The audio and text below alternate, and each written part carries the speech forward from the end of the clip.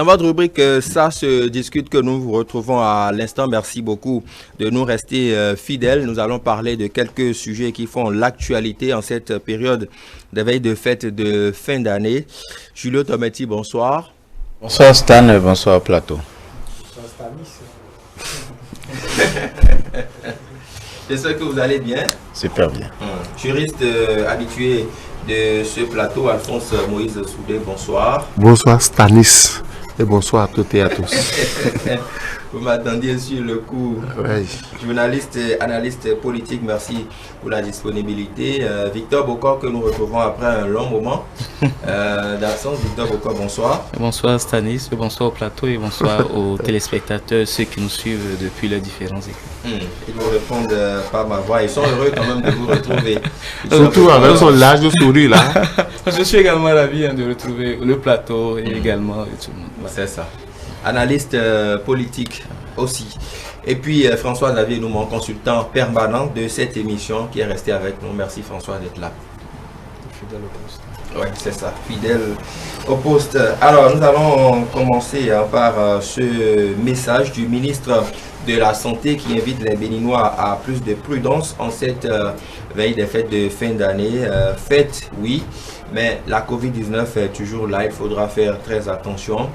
Julio Tometti, le ministre de la Santé, est dans son rôle, on peut le dire. Oui, et il est dans son rôle, comment dire, de surveillant d'avant-garde, parce que très vite avec l'euphorie de la fête, on peut avoir le sentiment d'avoir,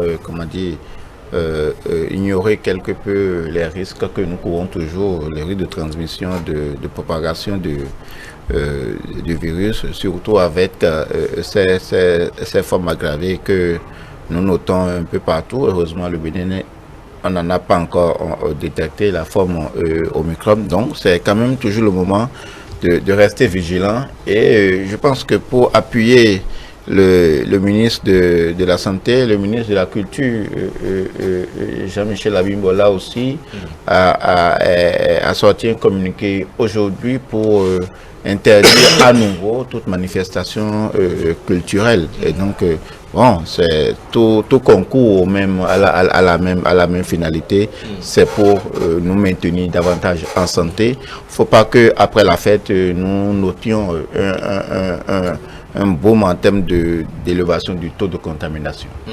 Tout à fait.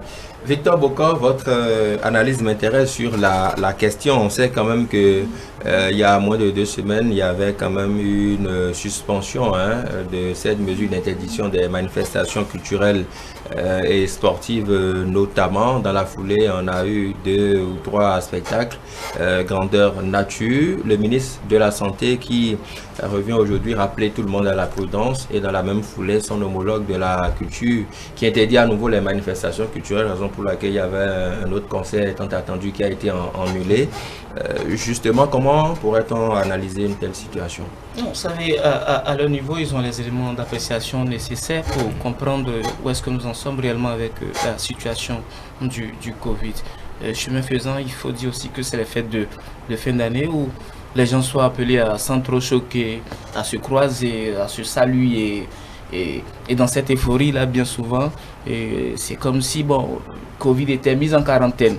Mais ils se sont salués lors des spectacles précédents auxquels on a vu quand même les images sur les réseaux sociaux. Malheureusement, et voilà, ces communiqués viennent comme pour nous rappeler en fait que nous sommes en pleine crise, en pleine pandémie de la Covid, et qu'il était important justement de continuer par maintenir les gestes barrières. Moi, je trouve salutaire en fait que ces mesures soient prises, parce que il faut constater comme un relâchement au niveau de la population qui finalement c'est comme si nous sommes accommodés de ce mal, et finalement et cela rentre dans une certaine banalité. La Covid devient quelque chose de banal, et quand on en vient à rappeler aux uns aux autres que le mal est encore présent, je crois que ça participe justement de la sécurité, du bien-être des uns et des autres. François-Xavier Noumon, nous avons vu une sorte de soulagement au niveau des acteurs culturels dès lors que la mesure d'interdiction des manifestations culturelles et sportives avait été levée. D'aucuns pensent aujourd'hui que peut-être tous les contours de cette mesure n'avaient pas été pris en compte avant la levée de la mesure de suspension, puisque quelques jours après, justement, l'interdiction refait à nouveau surface.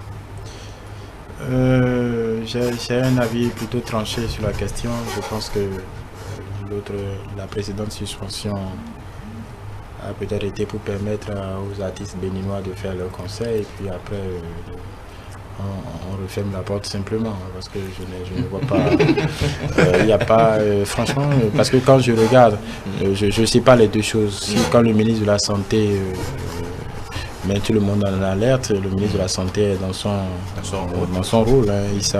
Il est important de rappeler à tout le monde qu'on est dans une période de crise sanitaire et qu'il faut faire attention. Maintenant, je ne comprends pas la pertinence. Je ne sais pas ce qui a changé il y a 2 semaines pour qu'on autorise un concert. Mais d'ailleurs, une semaine. Oui, c'était le 18 passé et que le concert a eu lieu. Le 18 et avec le recul, bien avant, quand ce concert avait été programmé, les promoteurs étaient sûrs à 200% que ce concert se tiendrait. Ce concert s'est tenu. Après, on revient sur la même décision. Je ne sais pas si en temps les hôpitaux sont bondés ou quoi, il y a quelque chose que... Bon, ça c'est bon, tant que ça profite aux acteurs culturels béninois, tant mieux. Bon, voilà, je ne vois pas exactement la logique qui sous-tend cette petite parenthèse. Il n'y a pas, oui, les fêtes de fin d'année, d'accord, on a quand même, les spectacles sont potentiellement des clusters, des nids de divagation de ce type de virus. Maintenant, bon, les autorités sont en toute responsabilité. On va les laisser assumer leur responsabilité. Ils ont aménagé le calendrier il y a quelque temps et vous voyez bien que cette fois-ci, c'est le ministre de la Culture seul qui a... pour la précédente décision, c'est 4 ministres. Ils étaient 4, justement. Ils étaient 4 à se mettre ensemble pour créer cet aménagement. Santé, culture, intérieur et puis sport. Voilà. Donc, pour moi, cette gestion-là est incompréhensible, incompréhensible pour le moment. Maintenant, pour la sensibilisation, la mise en garde face au coronavirus et aux nouveaux variants, oui. Là, nous devons faire attention. La fête ne doit pas nous faire oublier ce que nous traversons et les dispositions minimales à prendre pour se protéger les siens, pour que la fête, cette période-là soit festive jusqu'au bout et qu'on ne se retrouve pas, pour qu'on ne vive pas des lendemains de fête plus, disons, moins joyeuses, tout simplement. Alphonse Moïse Soudé, c'est vrai qu'on ne va peut-être pas comparer, mais quand les Béninois fêtent dans leur maison, l'affluence, on n'en observe pas tellement, à quelques exceptions près. Mais entre la levée de la mesure de suspension et tout ce à quoi on a eu à assister, les autorités ont peut-être leur raison. Nous, on n'est pas dans les secrets, mais si elles décident peut-être de remettre la mesure d'interdiction des mesures en cette période, c'est peut-être parce qu'ils ont leur point d'analyse que nous, on n'a pas peut-être. Est-ce que dans la mesure de la nouvelle suspension, vous évoquez les raisons? Je suis d'accord avec François Zoyer. Moi je dis les artistes sont pleurnichés, on n'a plus de spectacle. Mais oui, je dis. Que ce n'est pas. Ils ont pleurniché. Ils ont pleurniché parce qu'ils disent on ne fait plus de spectacle, machin, tout. On en voulu. Est-ce que quelque part ils n'ont pas raison au regard quand même de l'actualité? Si dans le temps le football qui mobilisait du monde au stade pour soutenir les écureuils, d'autres activités qui se mènent. En matière de santé, il n'y a pas de complaisance à faire. On dit pas de spectacle, pas de spectacle. Ils peuvent pleurnicher, c'est leur problème. Parce que les conséquences qui va les assumer après? Eux, ils ne vont pas assumer. C'est-à-dire que quand le taux de contamination va grimper, qui assume? Ce ne sont pas les artistes, c'est encore le même gouvernement qui sera obligé de mobiliser les moyens pour soigner nos compatriotes.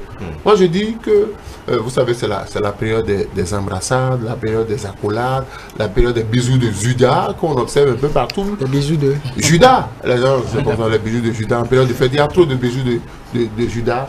Quelqu'un qui ne vous a jamais dit de bonnes paroles sur vous, de janvier jusqu'au 31 décembre, à la fin du culte, veut vous faire bisous. C'est quoi cette désordre-là? Donc je dis, moi j'ai circulé un peu dans la ville de Cotonou. Je dis au-delà de cette mesure prise par le ministère de la Santé, mais je voudrais qu'on demande aussi à nos Béninois, à nos compatriotes, de moins se goinfrer. Parce que les gens mangent du n'importe quoi, ils boivent du n'importe quoi, et à la fin, les intoxications ont rempli les hôpitaux. Ça aussi, il faut le leur dire. Parce que c'est vrai qu'on peut rester ce soir faire la fête, puis dire, bon, je ne sortirai pas pour éviter la Covid, mais à la maison aussi, il faut savoir manger. Quand je suis parti du studio ici hier, je rentrais, j'ai été séduit quand même par les différentes équipes de sécurité que j'ai vues. J'ai vu à un grand carrefour, non loin de chez moi, une patrouille s'arrêter là parce qu'il y a quelque part une grande buvette où les gens ne respectent absolument rien. Quand vous passez devant ces gens avec votre cache-nez, c'est que bon, lui il vient de quelle planète.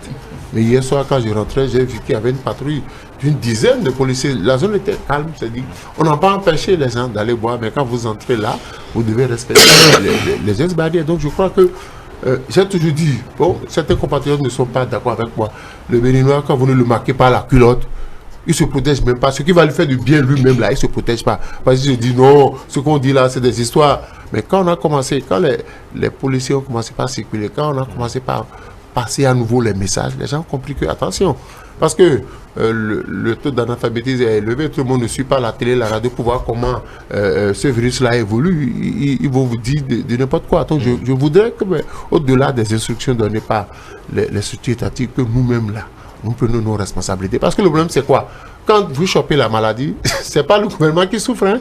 C'est vous qui vous retrouvez sur le lit de l'hôpital. C'est à vous qu'on est obligé de mettre un masque pour dire que vous avez des difficultés respiratoires. Donc, il faut dire que les parents, il faut que les parents interdisent à leurs enfants d'aller. Ce n'est pas à toutes les fêtes. Si je ne vais pas à ta fête, tu vas te fâcher. C'est 72 heures. Au-delà de 72 heures. Si tu ne continues pas à te fâcher, c'est que tu n'as rien à faire. Si tu m'invites à ta fête, je ne viens pas. Moi, je suis allé à 2 ou 3 fêtes pour la Noël, là. Mais d'abord, les gens n'étaient pas nombreux. 2 ou 3. Ben, vous avez même eu le temps. Non, c'est quoi? de tout part. Avant d'avoir accès à la salle, on vous oblige à laver les mains. On vous oblige à garder vos masques. Je sais que le repas le vienne. Chaque fois que vous sortez pour aller prendre quelque chose dans la voiture, vous revenez, on vous donne, parce qu'il y avait des personnes quand même, de certains âges, des personnes âgées, à tous les endroits. Les gens ont pris de grandes salles de fête, mais ce n'est pas parce qu'on a dit que c'est 200 places qu'on doit remplir. Les gens ont pris des salles de 200 places, ils ont mis seulement 75 invités. Parce qu'il ne faut pas finir la fête et se rendre malade. Donc je voudrais, parce que le ministre de la Santé ne peut pas passer de maison en maison. Le ministre de la Santé ne peut que faire des communiqués. C'est pourquoi moi, chaque fois, je parle des chefs quartiers. C'est leur rôle. Relayer le communiqué du ministre dans les quartiers. On a des gongonneurs qui sont payés. On relaie. Chaque fois qu'il y a une fête quelque part, qu'on envoie des gens relayer pour dire attention, attention, le mal existe encore. Ce n'est pas parce que vous êtes vacciné que vous ne serez pas contaminé. Il faut faire ça parce que le gouvernement, on a des chefs quartiers, pourquoi? On a des CA, pourquoi? Il faut qu'il circule, que chacun joue son rôle. Là, au moment opportun, on comprendrait que tout le monde a joué son rôle et que quelque part, des gens ont fait preuve de tête-vitesse. D'accord. Et là, pour les spectacles aussi, oui.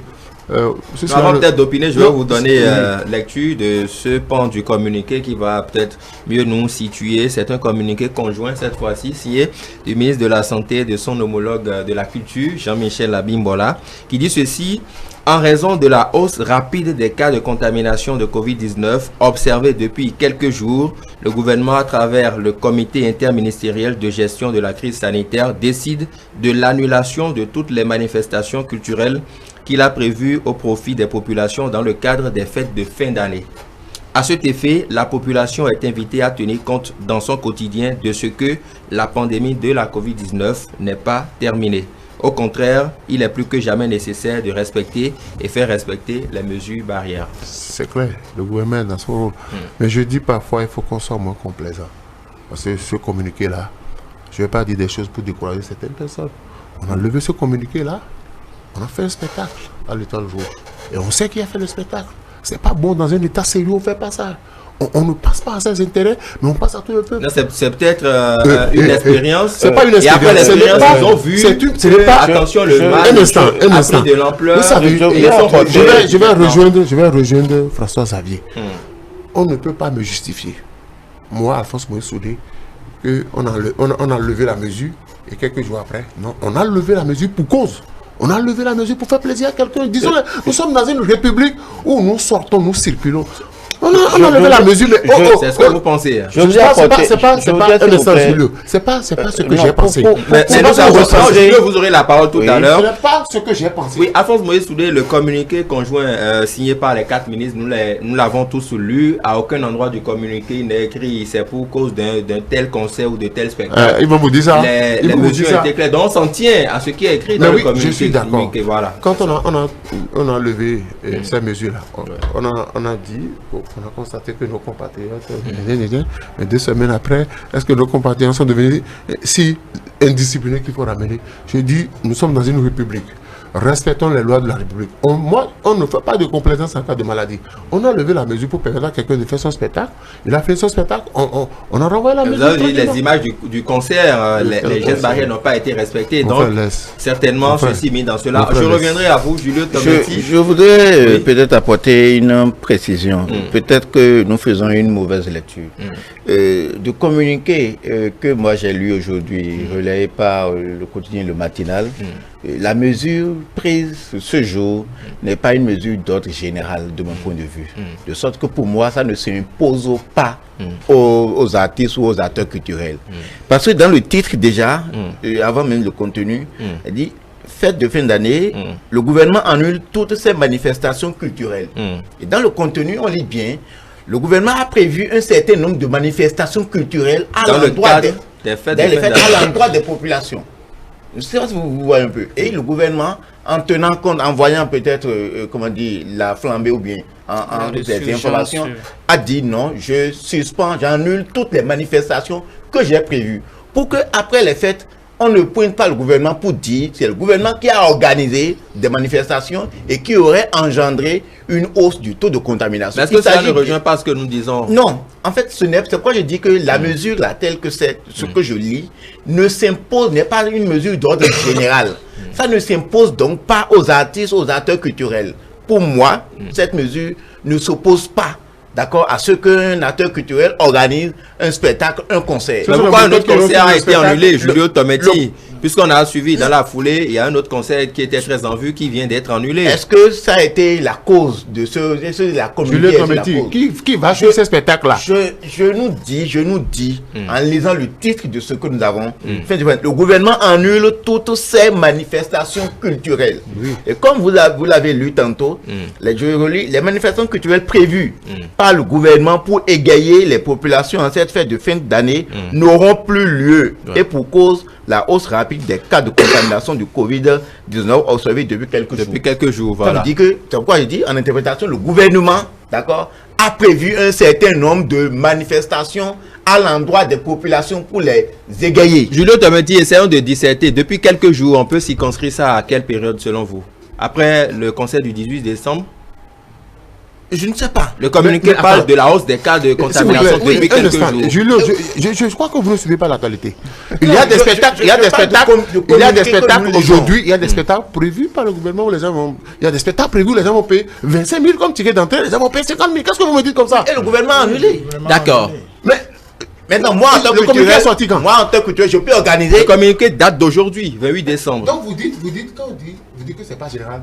Si les acteurs culturels organisent le spectacle, c'est pour les moutons ou c'est pour les chiens? C'est pas pour les moutons, c'est pour D'accord, on va écouter les autres chroniqueurs en plateau, Victor Bokor. Oui, non, sur la question, il faut faire simplement observer que en termes de couverture vaccinale, il y a encore des défis à relever.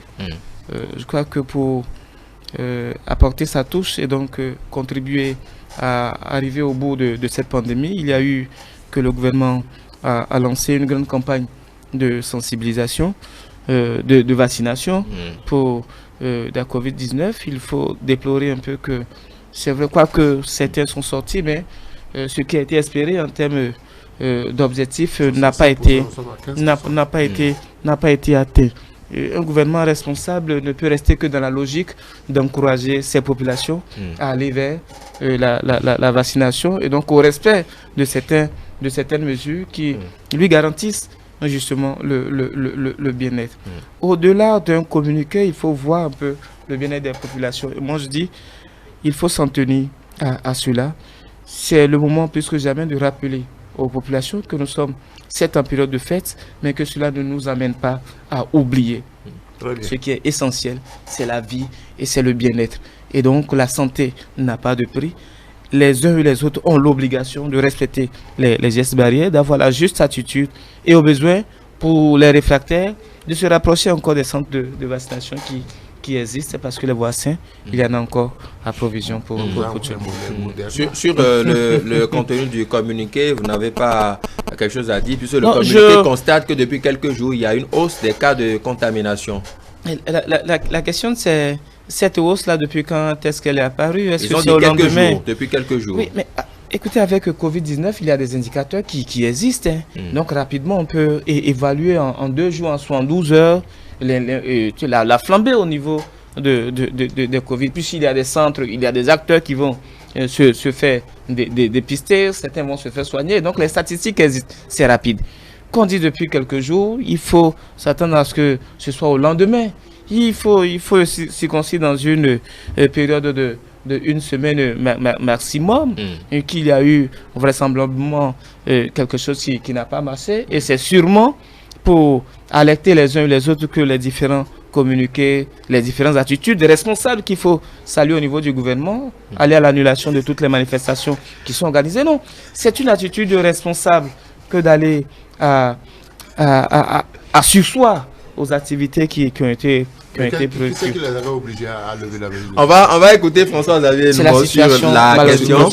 François-Xavier, cette fois, ce sont 2 ministres qui ont signé le communiqué, celui de la santé et son homologue de la culture. Oui, si on fait l'interprétation littérale, Julie est dans le vrai, puisque le gouvernement, il est comme par rapport au conseil, bon, il y a une certaine logique, parce que par rapport au conseil évoqué, évidemment que c'est une, comment on appelle cette organisation, je pense que soit c'est l'ANEXMO ou en tout cas une organisation qui dépend du ministère de l'ANEXMO, c'est au niveau du ministère de la jeunesse et des sports qui gère ce type d'événement, et donc on comprend mieux l'annulation qui a été ventilée quelque peu sur les réseaux sociaux aujourd'hui. Maintenant, si l'État annule ces manifestations, je vois mal un acteur culturel se lever et organiser ces manifestations. C'est vrai qu'il n'y a pas d'interdiction formelle, mais bon, si l'État lui-même organise, c'est vrai que un promoteur, voilà, les autorisations, un promoteur teigneux, un promoteur teigneux peut s'engouffrer dans la brèche et puis pour faire valoir ses droits. Mais bon, le contexte fait que si le gouvernement balise déjà le terrain, vous ne pouvez pas vous faire. Moi, autre chose, et c'est ce que je réclame depuis longtemps, bon, on parle de collaboration, c'est la complaisance avec laquelle on gère quelque peu les lieux de culte. Moi, j'en vois régulièrement quand je sors de la ville de Cotonou, ou en tout cas quand je passe très tôt le matin. Je suis convaincu qu'il faut obligatoirement à un moment ou un autre obliger les lieux de culte à respecter strictement les gestes barrières. Parce que parfois, il y a on va dire des temples qui sont au bord en lisière de la nationale, donc il suffit même en conduisant de jeter un œil. À 6h du matin, 6h15, il y a des temples dans Cotonou qui sont remplis, de regarder, il n'y a aucun respect de quoi que ce soit. Alors là, rien du tout. Et ça se passe en plein Cotonou. Donc imaginez. Non, ils n'ont pas le choix. Donc ça, là, on n'est pas dans le champ de la croyance. Ça, c'est la loi. Ce qui sera encore grave, c'est la loi. C'est pas une affaire de croyance. C'est que le 31 décembre, il y a des gens qui sont des chrétiens qui ne viennent qu'à l'église que le 31 décembre. C'est de ça que je parle. Et il y aura les débordements. Soyons clairs. Là, c'est pas la foi. Il ne s'agit pas de la foi. D'ailleurs, les temples.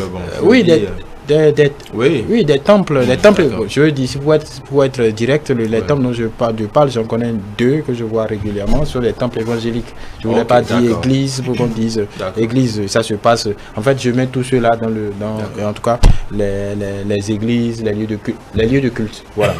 Il faut qu'on soit clair, c'est pas une affaire facultative, parce que même les Saintes Écritures demandent de respecter la loi. La loi n'est pas à géométrie variable selon qu'on est croyant ou pas. Et évidemment les lieux fermés, et quand puisque pratiquement tout est interdit aujourd'hui. Avec ce communiqué là, les grands regroupements sont interdits. Mais il n'en demeure pas moins que ces lieux-là restent des nids de propagation. On me dira le contraire, mais évidemment quand vous voyez comment ça se fait avec les diffusions, en tout cas on sait comment ça se passe. Hein, tout le monde a déposé les mains, voilà. Mais c'est justement à cette occasion-là, tout à l'heure je parlais de accolade, embrassade, baiser de Judas, c'est à cette occasion-là où on oublie quelque peu que nous sommes dans une situation compliquée. Je pense que on tolère tout. Et pour ces lieux-là précisément où il y a une inflation de célébration de culte, parce que ce n'est pas comme les églises traditionnelles. Même quand on oublie les grandes cathédrales, voilà, on peut faire entre les séances de prière, les séances de délivrance, les séances de combat, il y a beaucoup d'allées et venues. Donc je pense que comme d'autres pays autour de nous, il faut prendre le taureau par les cornes. Et si ces hommes et ces femmes veulent respecter cette parole-là, en quoi il croit, il doit pouvoir respecter, et les tenants de ces lieux-là doivent pouvoir le leur dire. Les pasteurs, les responsables devraient pouvoir donner un exemple. Après, si quelqu'un ceux-là n'y croient pas, ça c'est leur affaire, mais ça c'est dans le privé. Mais en ce qui concerne la loi, ils doivent pouvoir faire respecter la loi, sinon l'État a fermé les lieux de culte. Si vous dites le mot fermé, justement, ce que je craignais, justement, il n'y a pas, justement, il n'y a pas à craindre. Ailleurs l'affaire. Ils vont pas dire fermé, c'est le cas extrême. Trop radical, voilà. Fermé, c'est le cas extrême. Les lieux de culte, les lieux de là où il y a beaucoup. On parlait des concerts tout à l'heure. Ouais. Mais c'est pas pour rien qu'on a inventé le mot que le terme cluster utilise. Les lieux où il y a beaucoup de personnes qui viennent en même temps dans un laps de temps donné permettent la propagation du virus si aucun geste barrière n'est respecté. C'est aussi simple que ça. Donc il n'y a pas de... Si des lieux, ces lieux contreviennent à cela, il faut que l'État prenne ses dispositions, responsabilité. Rien ne s'est passé, il y a des pays alentours. Oui, il faut dire une chose. Je l'avais dit à décider plateau, certainement m'ont insulté. Ah bon? Oui, m'ont insulté parce que les lieux de culte... Non, ne vous avez pas compris. Non, ils savent de quoi je parle. Les lieux de ici, culte... sur ce plateau? Non. Les lieux de culte. Vous savez pourquoi les gens sont contre la fermeture? Vous savez pourquoi les gens sont contre la fermeture des lieux de culte? Non. C'est pas qu'ils aiment l'État. C'est un business plan, c'est ça? C'est pour les quêtes, c'est pour les... La preuve, quand on a fermé les églises... Non. Quand on a fermé les lieux de culte, mais il y a certains pasteurs, on a demandé aux gens, on a donné des numéros Momo pour demander aux gens d'envoyer les quêtes, d'envoyer les dîmes. Donc les lieux de culte, si ça... Mais là, est-ce que vous ne stigmatisez pas? Je ne stigmatise pas. Écoutez, Stan, si vous voulez, le 31 décembre, on va sortir ensemble. On va faire le tour de quelques 3 églises que vous allez voir, vous allez toucher du doigt la réalité. Je veux bien, mais je serai il y a des églises, c'est régulièrement 500 places, mais 300 places. Mais il se fait qu'il y a des chrétiens du 31 décembre. Cela arrive. Et quand ça arrive, que les gens m'excusent, les quêtes grimpent. Les quêtes grimpent. Ah oui, c'est comme nous, on donne pour toute l'année en même temps. C'est ça. Donc voilà qu'il faut que le gouvernement, peut-être avant le 31, parce que les églises ont leur cadre de concertation, il faut qu'on menace. Et moi je pèse bien, mais il faut qu'on menace les responsables d'église pour leur dire. Si nous constatons que dans vos différents lieux de culte, les gestes barrières, les mesures barrières ne sont pas respectées, au lendemain de la fête, on ferme les églises. On ferme les églises parce qu'on est en train de dire, écoutez, ne disons pas que bon, la maladie n'existe pas, on n'a qu'à prier. D'accord, on n'a qu'à prier, mais respectons les gestes barrières. Parce que le 31 décembre, les gens vont s'embrasser, les gens vont se donner des accolades. Et écoutez, tu n'aimes pas celui qui te donne les accolades là, quelle maladie il va te filer. Donc je dis, dans ce cadre-là, en matière de santé, c'est pourquoi j'ai dit pas de complaisance. On n'a qu'à être dur, qu'on appelle les responsables des églises, qu'on leur donne des avertissements. Ou plutôt des directives claires. Donnez-leur des avertissements. Il y a des gens qui sont là pour ne jamais respecter. On dit que ceux qui ont parlé de fermeture des églises sont manipulés par le diable. On s'en fout. Mais nous, on a besoin que nous soyons en bonne santé. Parce que si nous ne sommes pas en bonne santé, nous ne pouvons pas aller travailler. Nous ne pouvons pas trouver de l'argent, payer les dîmes et les quêtes. L'église doit aider. Les églises doivent aider. Parce que moi, quand je travaille sur les églises doivent aider l'État. Je traverse pour rentrer chez moi, je dépasse au moins 25 églises avant d'aller chez moi. D'ici à la maison. Oui. Si j'appelle le quartier, vous allez voir que mais là, vous êtes béni. Deux églises, parfois c'est 50 mètres. Vous êtes béni à tout le cours. Non, quand entre deux églises, parfois c'est 50 mètres. Il y en a plein. Ceux qui sont à quoi savent de quoi je parle. Il y a plein d'églises là-bas. Donc entre deux églises, vous allez voir peut-être 50 mètres. C'est le même Dieu qu'on adore. Et puis tout le temps. Donc il faut que l'État prenne ses responsabilités. Moi, je n'empêche pas les gens d'aller adorer leur Dieu. Encore qu'on peut adorer son Dieu chez soi. Mais les autres affaires liées au lieu de culte, les quêtes, les dîmes, les offrandes, tout ça là, on ne peut pas à cause de ça empêcher le gouvernement de mettre en pratique les gestes barrières. Si on constate qu'il y a des églises où les gestes ne sont pas respectés le 31 décembre, écoutez, parce que généralement, dans toutes les églises, le 31 décembre et le premier dimanche, les temples sont remplis, les temples sont bondés. Et là, personne ne se soucie de perdre. Certains ont même choisi, que certains m'ont dit aujourd'hui, le 31 premier dimanche, moi, je reste chez moi. Parce qu'il y aura de l'affluence. On ne peut pas contrôler ça. Donc, si les responsables d'église ne peuvent pas prendre l'engagement de faire respecter les indications du gouvernement, moi je ne serais pas étonné au lendemain des fêtes qu'on ferme les églises. Si ça peut nous maintenir en bonne santé, pour que après la diminution du mal, nous puissions aller rendre grâce à Dieu, tant mieux. D'accord. Julio Tometti, nous invitons à la suite des ministres à beaucoup plus de prudence en cette période des fêtes de fin d'année. Il y a le ministre de la Santé qui est dans son rôle, son homologue de la culture qui est également dans le sien, puisque les manifestations culturelles sont concernées par le présent communiqué. Mais comme je le rappelais tout à l'heure, quelques heures après ce communiqué, il y a un autre événement qui a été annulé. Et les raisons évoquées justement par les organisateurs du concert, c'est la décision du gouvernement. Donc ils ne peuvent pas aller contre, même si c'est un artiste étranger qui vient, ils ont dû annuler le concert. Quelle sera l'attitude des populations maintenant? Parce que nous abordons les derniers jours de l'année 2021 dans le respect de ce communiqué pour que tout puisse bien se passer. Les populations restent dans l'ambiance de la fête, mais en respectant les prescriptions réglementaires. Donc il n'y a pas autre chose. Vous savez, comment dire, le gouvernement ou l'État central est garant de notre bien-être, mais de notre bien-être collectif, mais individuellement, chacun est responsable de sa santé. Donc chacun doit se conscientiser, se sensibiliser les siens. Pourquoi pas le 31 ou bien à ces grands moments où il y a trop d'affluence, pourquoi ne pas simplement rester chez soi en famille, limiter autant que faire se peut, comment dire, les déplacements et tout ça. Donc, parce que l'essentiel c'est de fêter, mais toujours est-il de fêter et se retrouver après la fête en bonne santé pour que la vie puisse continuer. Mais est-ce que quelque part ne perdons pas de vue un aspect important du précédent communiqué? Je vais vous le rappeler. Dans le précédent communiqué, on a autorisé à nouveau les manifestations culturelles, mais le dernier paragraphe, Julio Tometti, stipulait qu'on peut toutefois revenir à la suspension dès lors qu'on remarquerait. Parce qu'on nous dit, c'est comme si c'était conditionné, on appelait à une attitude responsable. D'accord. Le gouvernement avait déjà balisé le terrain. À tout moment, je peux revenir à la normale. Donc cela ne devrait plus étonner aujourd'hui. Mais ça peut toujours étonner, comme l'a dit, comment dire, Xavier. Il ne faut pas l'oublier, en ce moment-là, il y avait plusieurs concerts qui étaient prévus. Il y a même qui ont annulé, il y avait deux, même à la même date, on a annulé et attendait que ça reprenne certainement. Maintenant, les portes sont encore définitivement fermées. Je me dis, est-ce qu'on n'aurait pas pu, comment dire, faire peut-être des sortes d'annonces en prévenant les gens? Parce que vous avez l'organisation de concerts, c'est tout un investissement. Et ce n'est pas le jour. Est-ce qu'il n'aurait pas été mieux que ces communiqués viennent déjà peut-être même 2 ou 3 jours pour dire, bon, à partir de tel moment, il ne peut plus y avoir de manifestations. Mais c'est la même chose maintenant.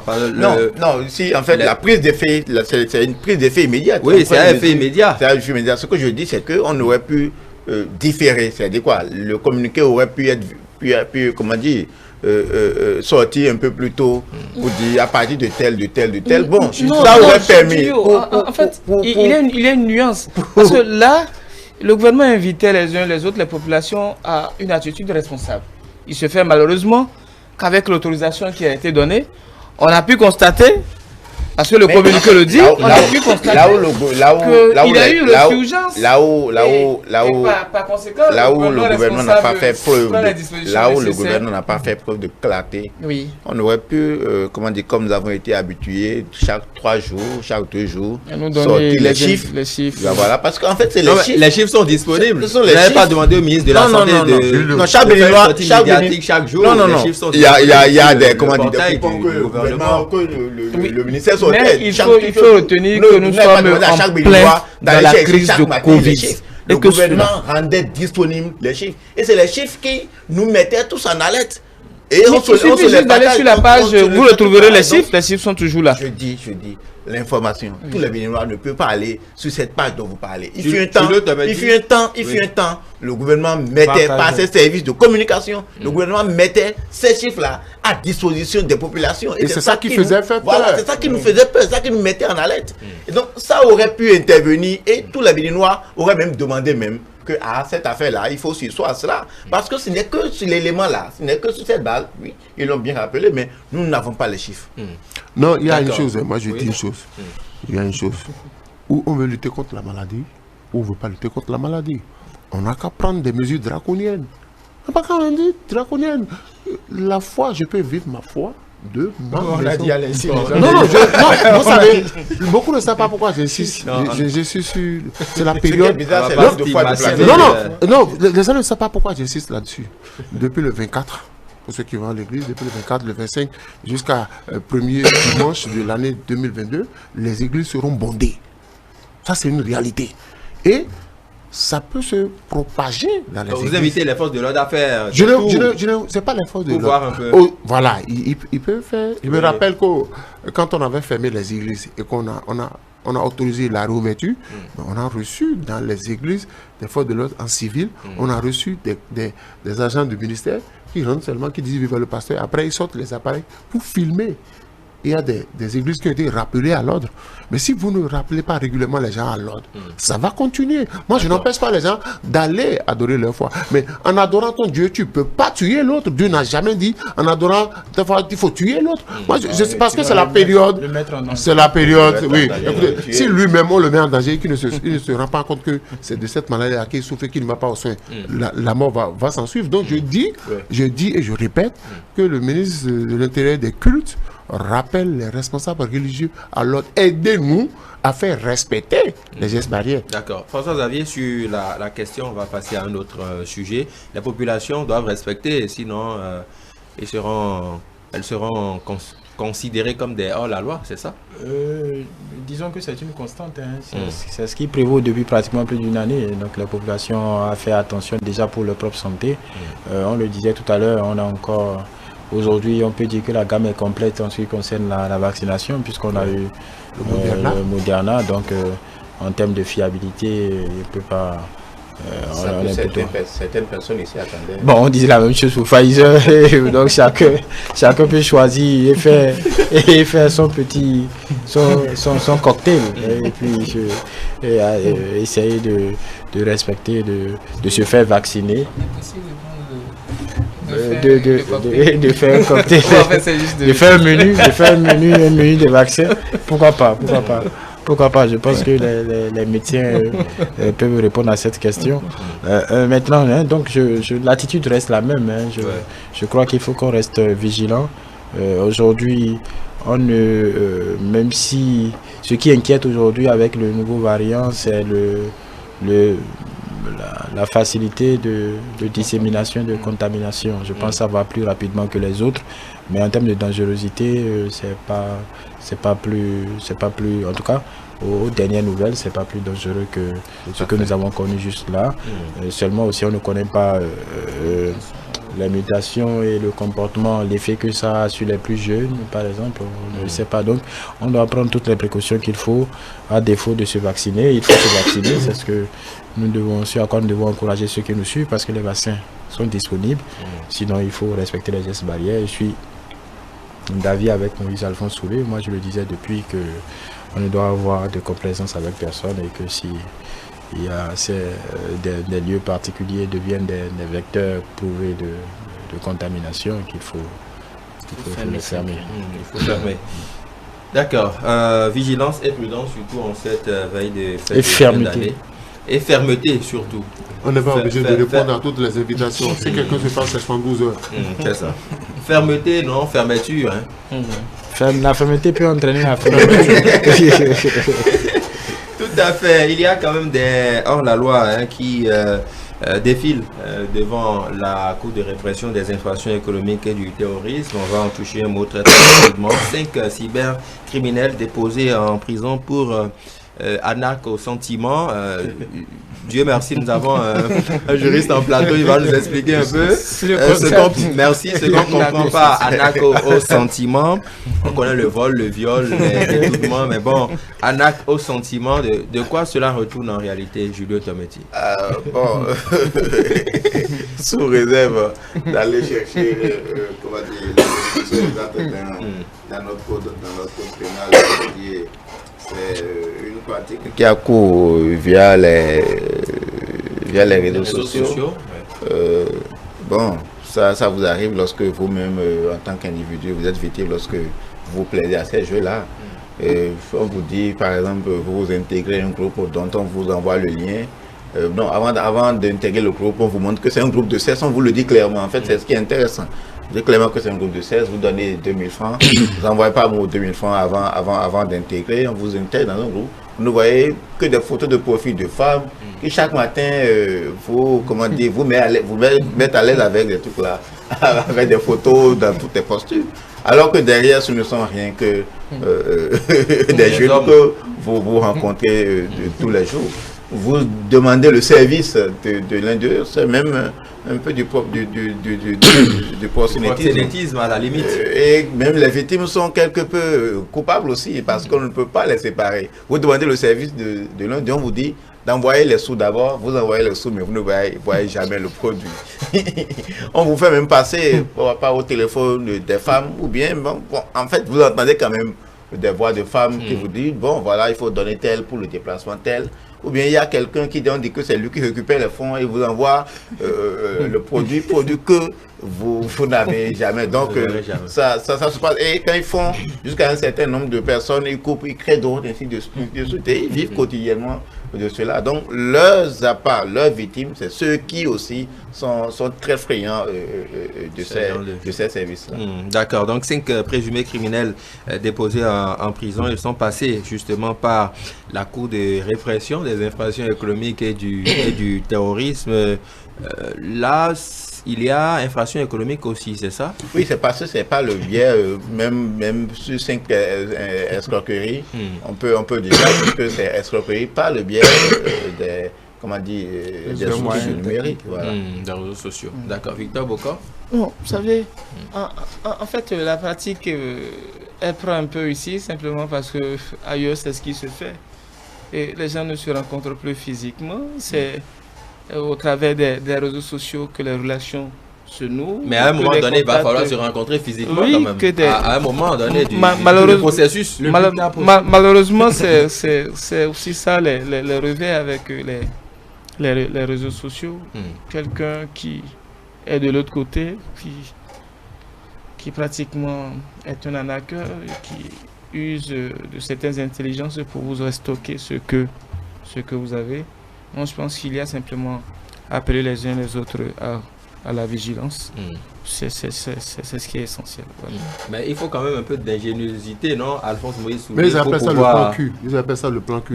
Non, mais on va pas être... C'est tout à fait autre chose. L'autre chose, oui, mais en trouvant des mots non, soit accessible quand même. Dans la pratique des Gaimen, c'est le nom qu'ils ont donné à cette opération-là. C'est-à-dire que quelqu'un est derrière l'écran, il se fait passer pour une femme. Comme là, je dis, il vous montre toutes les photos possibles dans toutes les positions possibles. Et il vous dit, si vous voulez continuer, il faut envoyer l'argent. Le thème qu'eux-mêmes ils ont donné, c'est ça. C'est ça. Ils sont dedans tout le temps. En fait, ça se passait depuis. Et il y avait régulièrement des pigeons. Il y a des gens qui se faisaient déplumer parce que il y a certains qui poussent leur curiosité loin. Je vais voir en réalité ce que ça va donner.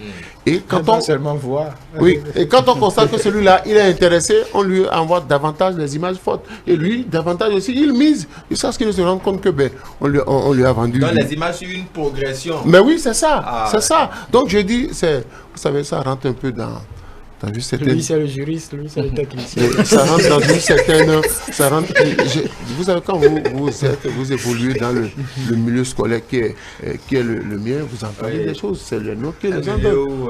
Mais oui, ils sont friands de ça. Et vous allez constater que c'est pas des... Tout pas de là. Vous allez voir des jeunes de 14 ans, de 15 ans. Moi, quand je suis arrivé, chaque fois que j'ai fait un tour à l'OSSC, ça défile, il n'y a pas ce jour-là où vous n'allez pas vous asseoir à l'OSSC, on va ramener ces cas-là. Et c'est bizarre, c'est pas des... Vous ne lisez aucun regret sur le visage, quoi. C'est-à-dire que c'est... Vous y êtes souvent pour... C'est les héros de la République, mais eux, ils ont posé un acte, on va parler d'eux, et ça ne leur dit absolument... Vous avez vu la lutte qu'on avait déclenchée contre la cybercriminalité.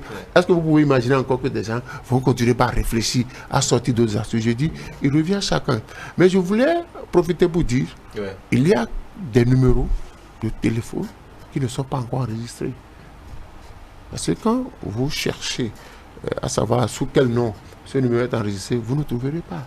C'est ça le problème. Parce que si chacun avait son numéro enregistré, ou bien ne donnait pas la possibilité, parce que la dernière fois j'ai dit ici qu'on a donné la possibilité, un réseau a donné la possibilité à un seul individu d'avoir jusqu'à 10 numéros. Ça pose un problème. Moi ça me pose. Parce que quand il prend ces numéros-là, c'est pour faire ces bêtises-là. Parce que vous ne pouvez pas prendre votre numéro professionnel, vous par exemple, pour faire des bêtises, ou bien pour écrire du n'importe quoi à n'importe qui. Il sait que, mais attention, c'est Stanis, il n'est pas sérieux. Donc il faudrait qu'à ce niveau-là, qu'on a étape par étape. On va arrêter les jeux, mais désormais, il faut qu'on contrôle qui est le propriétaire de tel numéro. Parce que ça se fait à partir des numéros. Maintenant, on est au Bénin.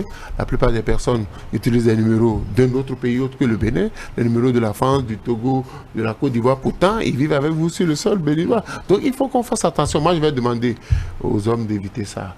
Quand vous avez envie du sexe, vous avez votre femme à la maison, vous avez votre copine, vous vous en contentez. Évitez de chercher du plaisir sur les réseaux. Évitez de chercher du plaisir sur les réseaux sociaux. Sinon, il y a de grandes personnes qui en ont été victimes, qui ont misé de gros montants en attendant que on leur apporte le gibier. Et le gibier n'est jamais arrivé. Bon, parlant de gibier, c'est vrai qu'il y a un pasteur ivoirien qui est très connu sur les réseaux sociaux qui a parlé de gibier récemment. Bon, on va peut-être y revenir.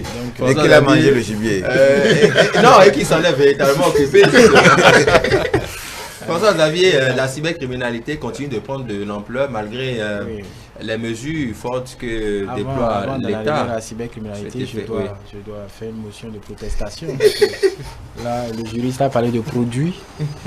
Celui qui est consultant à l'OSCRC, c'est comment ça s'appelle déjà? OCRC, le consultant de l'OCRC, lui parle de gibier. Non, quand même, il y a un peu d'égard pour les femmes. On parle des femmes, là. Il y a un peu d'égard pour les femmes, quand bien même... Mais quand j'ai parlé de pigeon, celui qui est pigeonné, vous n'avez pas dit ça. Il y a quelqu'un qui est pigeonné. Si un homme veut se faire appeler pigeon, peut-être que c'est une autre déformation, mais bon, non, ça c'est pour la boutade. Oui, effectivement, moi je ne voulais pas m'appesantir là-dessus, parce que de toute façon, ce sont des déviances connues. Ce sont des choses pour peu que ça ne peut plus qu'on arrive à le résorber, ça va germer sous une autre forme.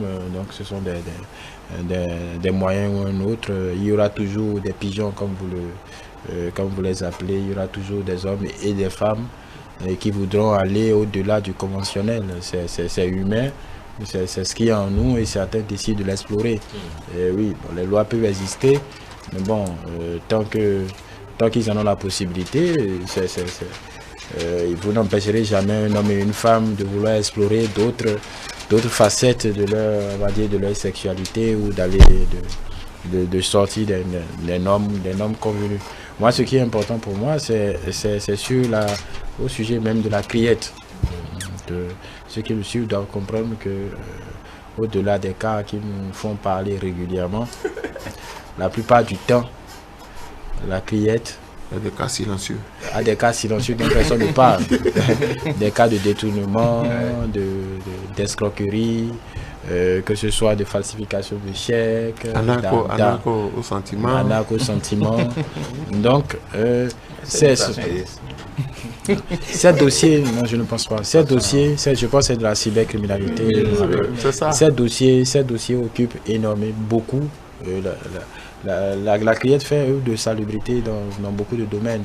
Et il ne faudrait pas que les quelques dossiers, même si ces dossiers-là font parler, oublient ce que ces magistrats et ces hommes et ces femmes font matin, midi, soir pour quand même essayer d'extirper quelque peu cette déviance-là de la société, avec les policiers qui vont avec, parce que c'est toute une chaîne et ça continuera. Je pense qu'il est important de le rappeler de temps à autre que la criette, en tout cas, abat un boulot monstre pour peu que les droits de ces individus soient respectés. Parce que ce qui me fait peur, ce qui m'a toujours fait peur dans cette histoire de lutte contre la cybercriminalité, c'est qu'on ne tombe pas dans le cas du Nigeria, encore une fois, où tout est prétexte pour inculper des gens, ou quelles que soient les preuves qu'on a, il suffit qu'on vous prenne avec un téléphone portable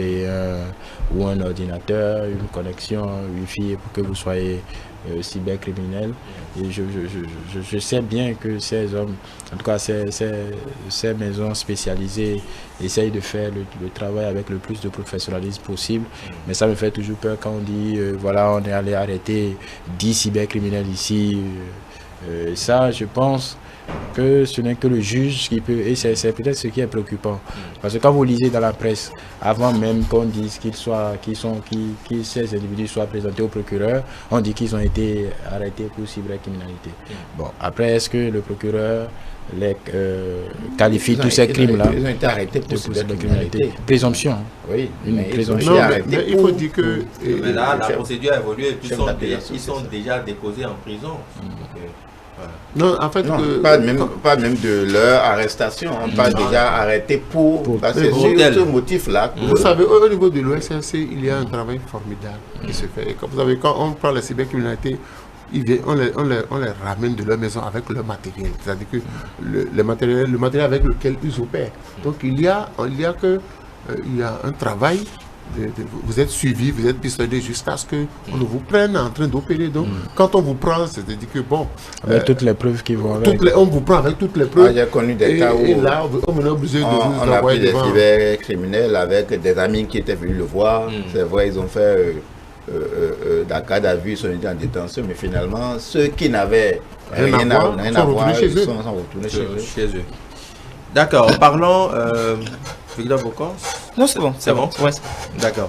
Parlons de l'ARCEP, puisque de ce côté-là, la situation enflamme la toile, les commentaires vont dans tous les sens. L'autorité de régulation des communications électroniques et de la poste ARCEP prévoit un licenciement économique. Plus d'une trentaine d'agents de cette autorité sont en passe d'être licenciés pour motif économique. C'est l'information qui alimente l'opinion publique depuis le vendredi 24 décembre 2021.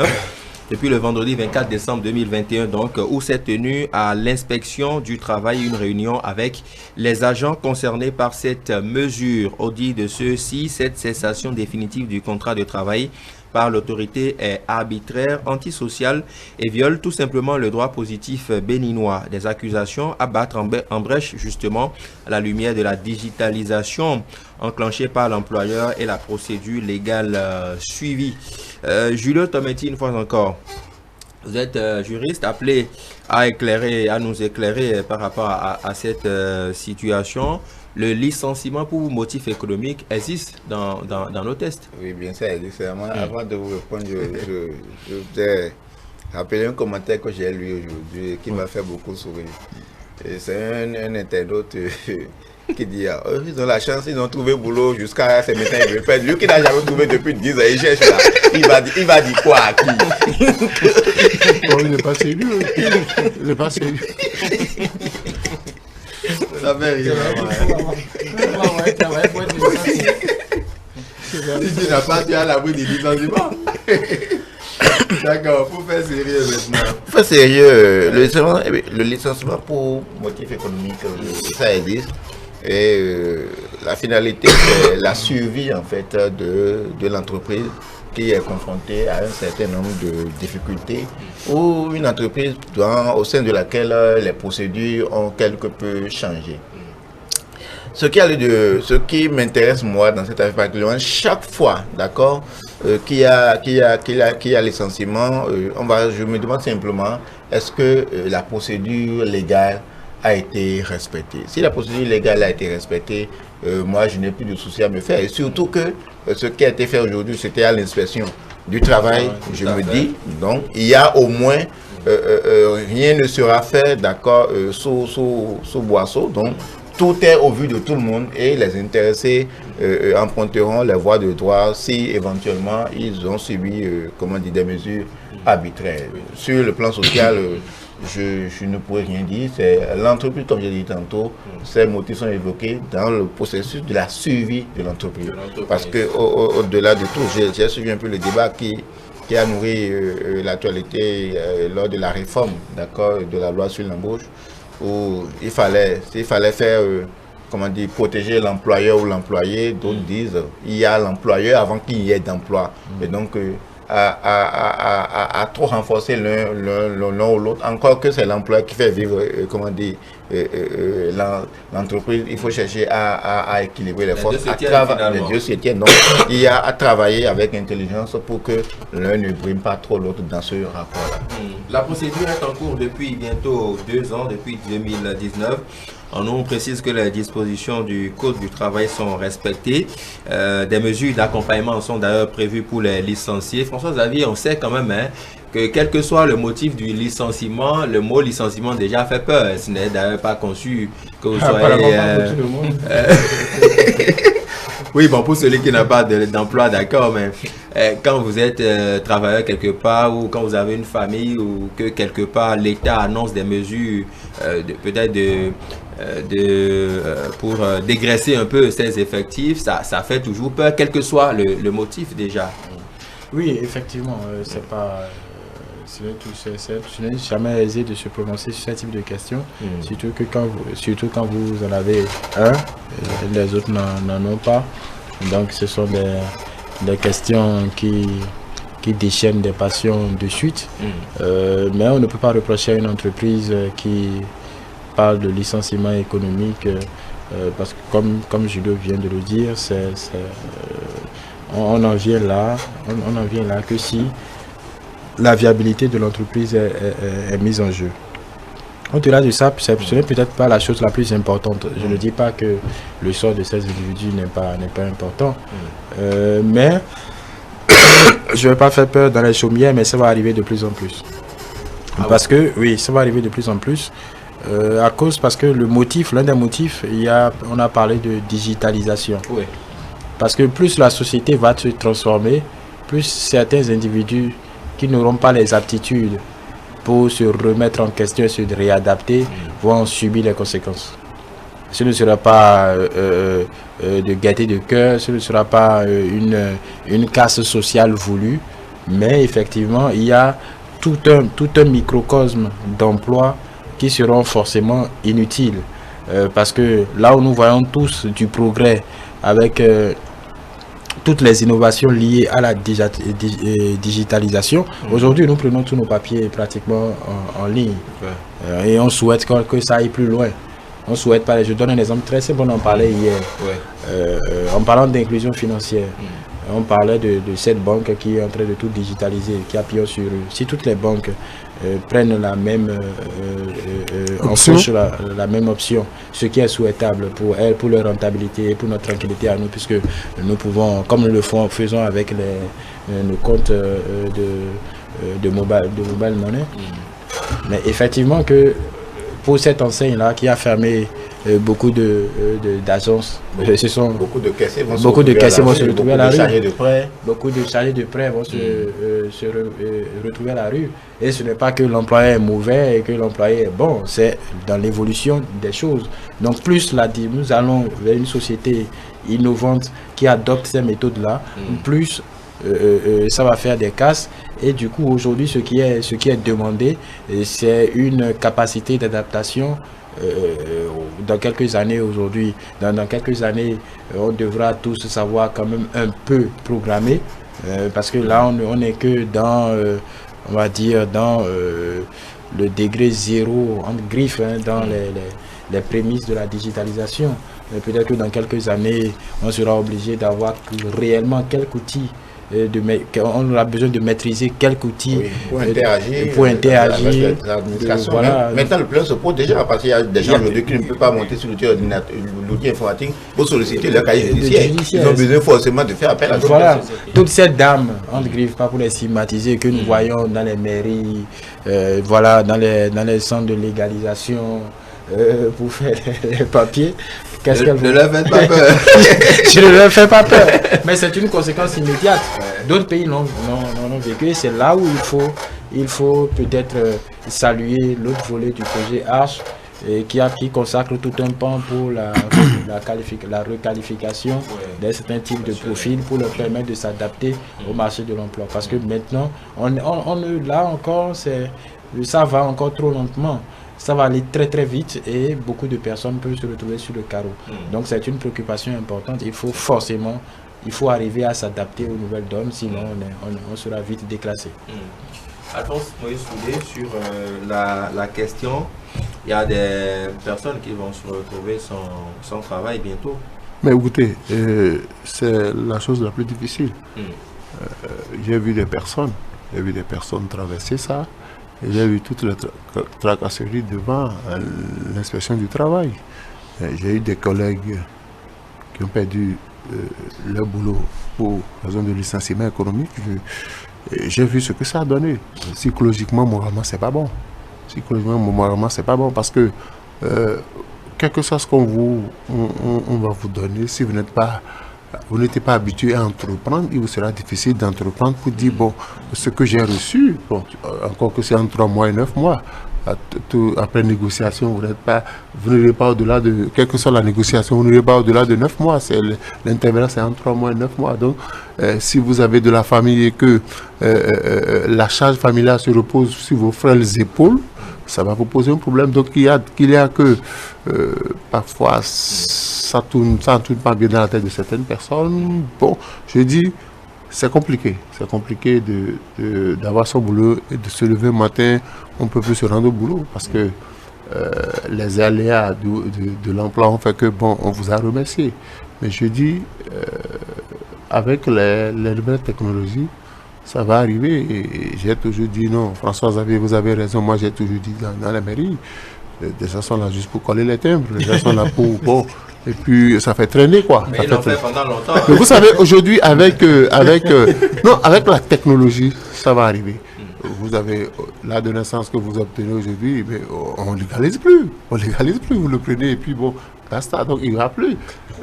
J'ai dit, il faut que déjà, beaucoup de personnes apprennent à se reconvertir. Parce que vous avez perdu votre boulot, vous n'allez pas pleurer sur le lait renversé.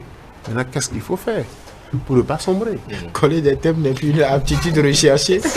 Oui, donc c'est compliqué de faire son boulot. Encore que vous allez commencer la nouvelle année sans boulot. Sans boulot, c'est difficile. Il faut rentrer chez soi, il faut dire à sa femme, il faut dire à sa progéniture. Mais désormais, papa n'a plus de boulot. Ça veut dire quoi? Il faut revoir toutes les charges familiales à la baisse.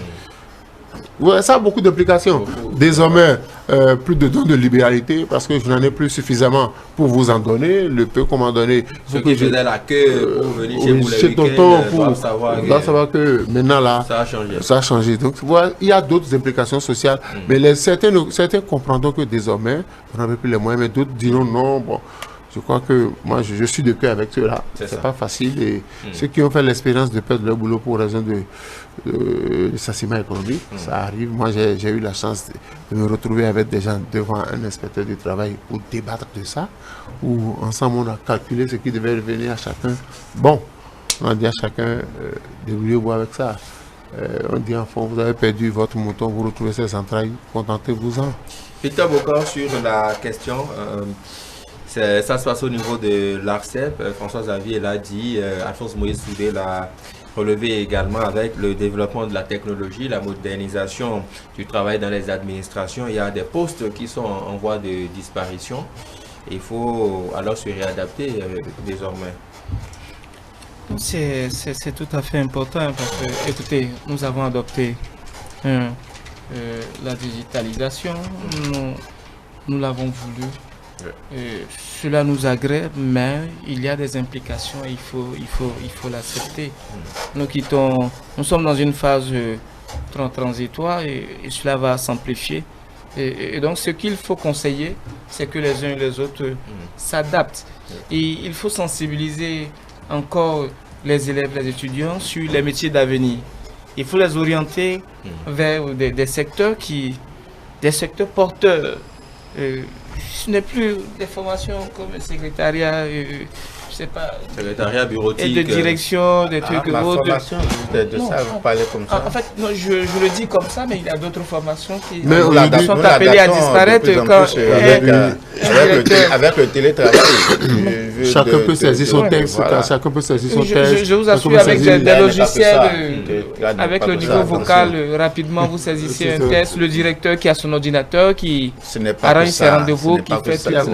En fait, arranger les documents, désormais chacun peut. On va le laisser continuer, s'il vous plaît. C'est important. Je pense qu'un travail qualitatif doit être fait dans nos universités, dans nos écoles, pour déjà très tôt orienter justement les étudiants. Pour revenir sur le cas de la CEP, c'est déplorable, mais écoutez, il faut faire avec. Ces employés doivent comprendre en fait que c'est dans la modernité, c'est dans les options qui ont été choisies. L'entreprise a besoin de grandir, de maturer et de s'adapter dans son environnement. Et aujourd'hui, la vague de digitalisation, si prête, il faut y aller, il faut foncer. Merci beaucoup à vous tous d'être passés. Julio Tometti, juriste, analyste politique, merci beaucoup. Merci. On va vous retrouver demain, c'est ça? Bien sûr. Avec le même plaisir. Alphonse Moïse Soudé, merci beaucoup, journaliste, analyse politique. Rendez-vous demain. Oui. Merci. Rendez-vous est pris pour demain. Merci Victor Bokor, merci à vous. Rendez-vous demain également. On m'a toujours dit d'ajouter Inch'Allah. François Xavier, merci, consultant politique de cette émission. Merci à toutes et à tous de nous avoir suivis. Passez de bons moments en notre compagnie. À demain.